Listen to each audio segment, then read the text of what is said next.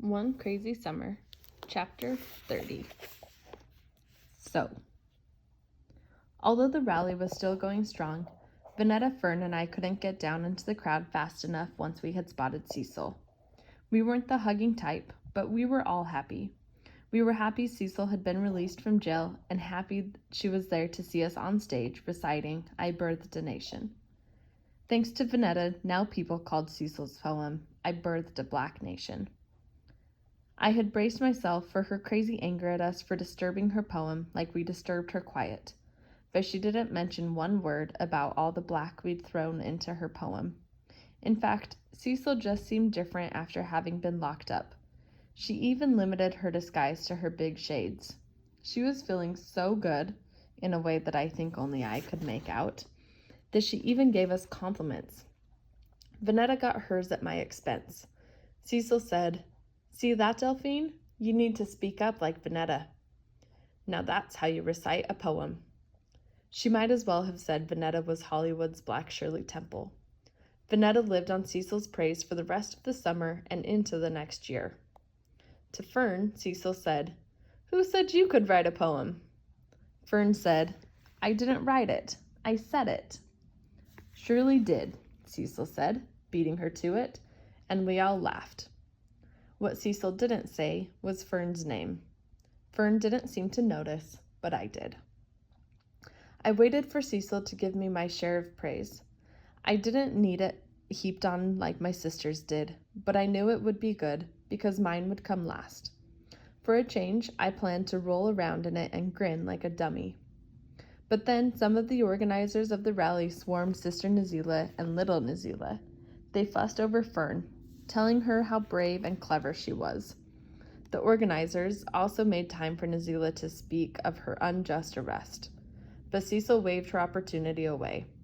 "Y'all heard my daughters," she said, more tired than proud. "They said it all for me." Vanetta, Fern, and I hugged Sister Makumbu and Sister Pat and told them we had a great time at the People's Center camp.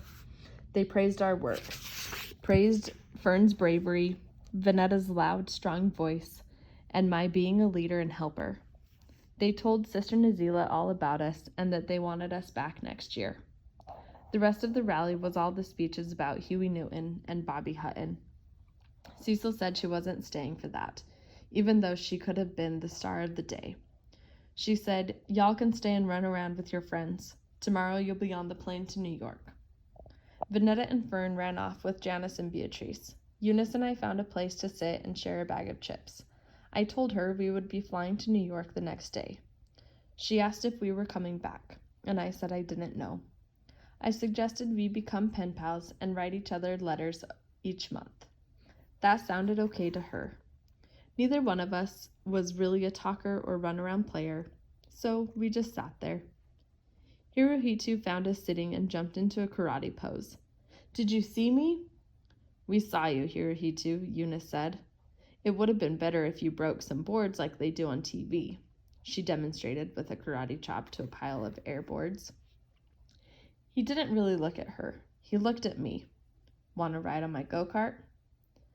I didn't know how to be with Hirohito while Eunice was there.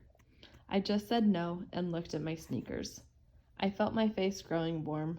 My feet were too big for a 6th grade girl. "Hirohito, you let a girl on your go-kart? Your precious go-kart?" I couldn't tell if Eunice was teasing him or mad at him. "Yeah, so? You like Delphine." I hit her on the shoulder like she was Vanetta. She didn't seem to mind.